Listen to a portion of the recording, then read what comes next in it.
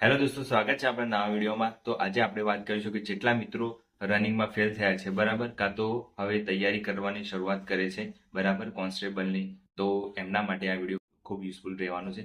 કેમ કે જેટલા પણ ફેલ થયા છે એમને એમ થતું હશે કે હવે શું કરવું જોઈએ, આગળ શું કરવું જોઈએ મારે, બરાબર। ઘણા ખરાની કોમેન્ટ આવતી હતી, તો આપણે હવે એના માટે વિડીયો બનાવ્યો છે। તો આ વિડીયો લાસ્ટ સુધી બનાવી રહેજો તો તમને બધું ખ્યાલ આવી જશે કે હવે કેવી રીતે તૈયારી કરવી અને શું પ્લાનિંગ કરવું જોઈએ, બરાબર, જેમાં આગળની જે સપ્ટેમ્બરમાં ભરતી આવવાની છે એમાં આપણને સક્સેસ મળે અને આપણે પણ નોકરી લાગીએ। તો ચલો વિડીયો શરૂ કરીએ।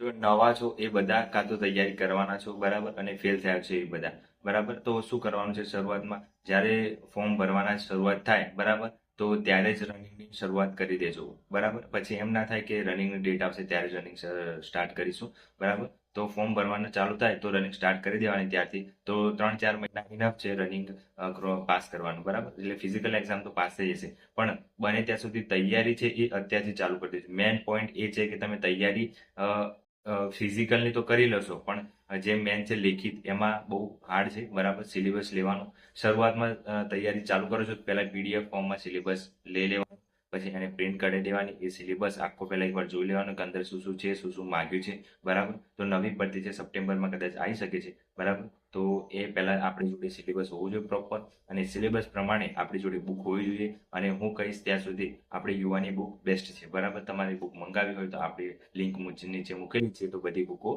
વારાફરતી મંગાવી દેજો, બરાબર, જેમ સગવડ થાય એ રીતના।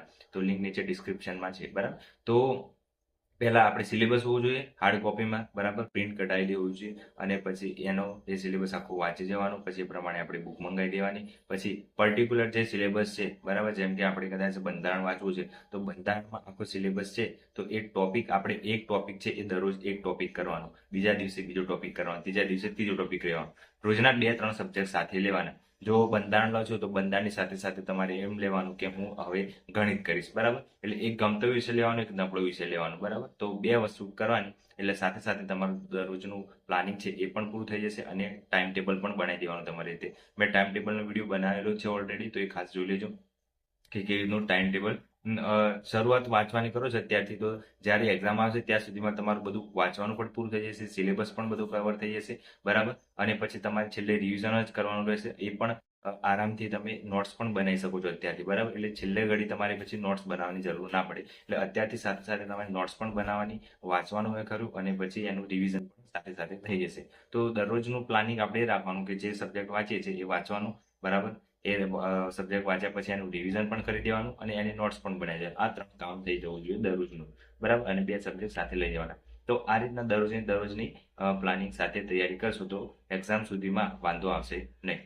પછી બીજી વસ્તુ છે કે બુક કઈ યુઝ કરવાની, તો બને ત્યાં સુધી એક જ પ્રકાશનની યુઝ કરવાની, જેમ કે હું યુવાની યુઝ કરું છું, બરાબર, બીજી કોઈ લાવતો નથી। ઘણા ખરા એક જ સબ્જેક્ટની 2-3 બુક પડી હોય અને 2-3 વાંચવાના કારણે બીજા બધા સબ્જેક્ટ રહી જાય, અને એક સબ્જેક્ટમાં પીએચડી કરીને બેસી જાય, અને એ સબ્જેક્ટનું કદાચ એક્ઝામમાં ઓછું વેટેજ પૂછાય, બરાબર, જેમ કે ઇતિહાસ, ભૂગોળ, કલ્ચર, આ 3 વસ્તુ એક જ વસ્તુમાં છે, બરાબર, 50 માર્ક્સનું છે ઇતિહાસ, ભૂગોળ, કલ્ચર, તો એમાંથી હવે કેટલા વેટેજ કોનું કેટલું છે એ તો ખ્યાલ નથી હોતો કોઈને, કે 10 માર્ક્સનું ઇતિહાસ પૂછાશે, 20 માર્ક્સનું બંધારણ ભૂગોળ પૂછાશે, કે 10 માર્ક્સનું વારસો પૂછાશે, એ કોઈનું નક્કી નથી, બરાબર, એ 50માંથી શું વધારે પૂછાય એનું નક્કી નથી।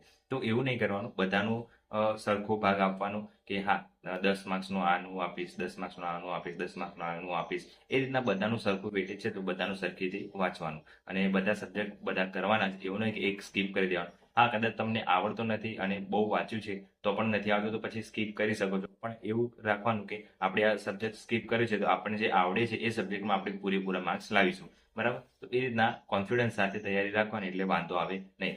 દરરોજ પ્લાનિંગ સાથે કરવાનું, બરાબર।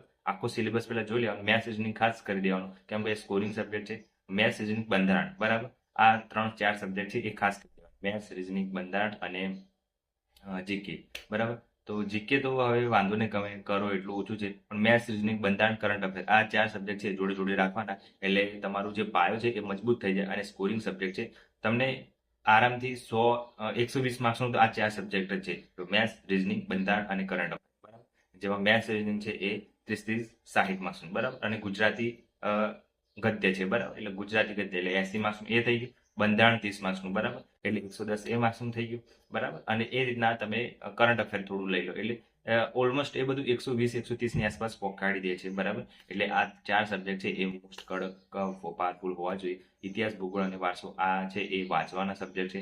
વિધાનવાળા પ્રશ્નો આવી શકે છે એમાંથી, એટલે આપણે બને ત્યાં સુધી એ સબ્જેક્ટ છે એ ઓછું વેઇટેજ આપીએ તો ચાલે એમ. એવું નથી કે નહીં જ આપવાનું, પણ તૈયારી અત્યારથી શરૂઆત કરો છો, કદાચ હવે સપ્ટેમ્બરમાં ભરતી આવે છે તો અત્યારથી શરૂઆત કરો છો, તો આપણે એ સબ્જેક્ટ છે એ વાંચી લેવાના બધા, અને પછી એનું રિવિઝન થાય એ રીતનો સમય પણ રાખવાનો. પછી છેલ્લે આપણે પીવાયક્યુ પણ જોવાના, પછી મોક આપવાની, બરાબર. એનાથી આપણે ઘણો ફાયદો થાય છે. એનાથી આપણે આઈડિયા આવે છે, કે કોન્ફિડન્સ આવે છે કે હા, એક્ઝામમાં આપણે ક્રેક કરી લઈશું. આ રીતના આપણે પ્રોસેસ છે, બરાબર. તો જેટલો તૈયારી નવા કરે છે બધાને ખાસ આખી પેટર્ન જોઈ લેવાની, એક્ઝામ પેટર્ન જોઈ લેવાની, કેટલા કલાકનું પેપર છે એ જોઈ લેવાનું, બરાબર. કેવી રીતના પ્રશ્નો પૂછાય છે એ જોઈ લેવાનું, વિધાનવાળા પૂછાય છે કે નહીં. હવે આ પેપર આવશે, એના આધારે આપણે 2025-26 ની ભરતી આવશે એનો આપણને ખ્યાલ આવી જશે કે પેટર્ન કેવી રહે છે, બરાબર. કેમ કે અત્યારે કોઈને ખબર નથી પેટર્ન કેવી છે, સિલેબસ બદલાઈ ગયો છે, બરાબર. પછી અધ્યક્ષ બદલાઈ ગયા છે, બરાબર. એટલે આપણને ખ્યાલ ના આવે કે કેવી પેટર્ન આવશે. પણ હા, એટલું વસ્તુ ધ્યાન રાખવાનું કે વિધાનવાળું કદાચ આવી શકે છે, તો ઇતિહાસ, ભૂગોળ, કલ્ચર આ 3માંથી આવી શકે છે. બાકી બધા તો આપણને સ્કોરિંગ સબ્જેક્ટ છે એટલે વાંધો નથી, બરાબર. તો એ રીતના તૈયારી કરો એટલે વાંધો નહીં આવે. અને મેન વસ્તુ છે કે નોટ્સ બનાવતા રહો. અત્યારે ટાઈમ છે તો નોટ્સ બનાવવાની. પછી આ ભરતીમાં ઘણા ખરા પૂછતા હતા, હવે 2 મહિના બાકી કે હવે નોટ્સ બનાવો. નોટ્સ ના બનાવે, છેલ્લા 2 મહિના બાકી હોય તો નોટ્સ ના બનાવે. જેટલું અંડરલાઈન કરો છો એ તમારી નોટ્સ. હવે જે નવા તૈયારી કરે છે બધા બુકમાં અંડરલાઈન ખાસ કરવાની,